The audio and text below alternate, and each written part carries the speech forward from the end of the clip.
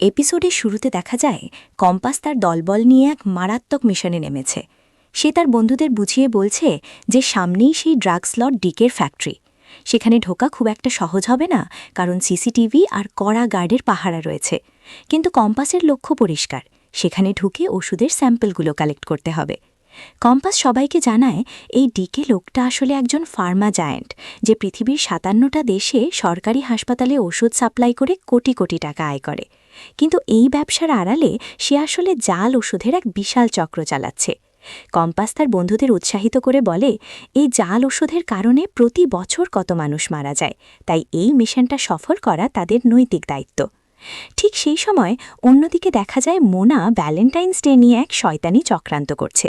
সে রিহানের জন্য একটা special party plan করছে এবং মাহি ও অরিনকে ইনভাইট করে বলছে যে সেই দিন যেন কোনোভাবেই কম্পাসকে এই পার্টির আশেপাশে খেসতে না দেওয়া হয়।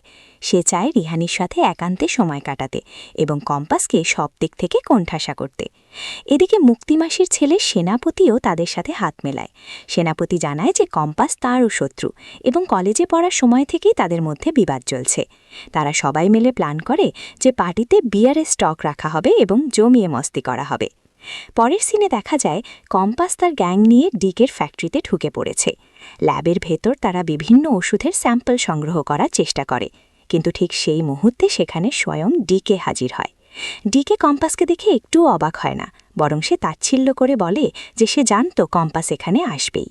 ডিকে হুমকি দিয়ে বলে যে সে কোনো সাধারণ চোর বা অপরাধী নয়, সে একজন পিএইচডি হোল্ডার এবং সারা পৃথিবী তাকে মেডিকেল এক্সপার্ট হিসেবে চেনে।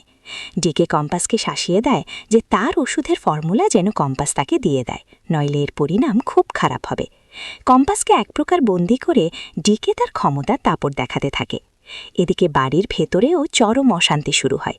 সকালবেলা সেনাপতি বাবুলাল কাকার সাথে অত্যন্ত অভদ্র আচরণ করে এবং তাকে তুই বলে সম্বোধন করে। এটা দেখে কম্পাস আর চুপ থাকতে পারে না। সে সেনাপতিকে কড়া ভাষায় সতর্ক করে দিয়ে বলে যে বাবুলাল কাকা এই বাড়ির সদস্যের মতো এবং তাকে সম্মান দিয়ে কথা বলতে হবে। এই নিয়ে মুক্তিমাসি আর বাড়ির বড়দের মধ্যে তুমুল ঝগড়া শুরু হয়ে যায়। মুক্তিমাসি তার ছেলের পক্ষ নিয়ে কথা বললে বাড়ির বাকি সদস্যরা এবং রিহানও সেনাপতির আচরণের প্রতিবাদ জানায়।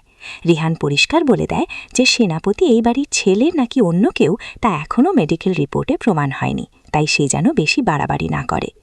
আগামী পর্বে দেখা যাবে ডিকে এক বিশাল মেডিকেল কনফারেন্সের ডাক দিয়েছে, যেখানে সে নিজেকে নির্দোষ প্রমাণ করার চেষ্টা করবে। অন্যদিকে বাড়িতে ভ্যালেন্টাইন্স ডের পার্টি শুরু হওয়ার তোড়জোড় চলছে, কিন্তু কম্পাস কি পারবে ডিকের আসল চেহারা সবার সামনে আনতে, নাকি মোনা আর সেনাপতির চক্রান্তে কম্পাস নিজেই বিপদে পড়বে আর ডিকের হাতে থাকা সেই গোপন ফর্মুলার রহস্যই বাকি? সব মিলিয়ে গল্প এখন এক টান টান উত্তেজনার মোড়ে দাঁড়িয়েছে। ভিডিওটি যদি ভালো লাগে তাহলে একটি লাইক করবেন আর এরকম আরও সিরিয়ালের আপডেট পেতে চ্যানেলটিকে সাবস্ক্রাইব করে রাখবেন।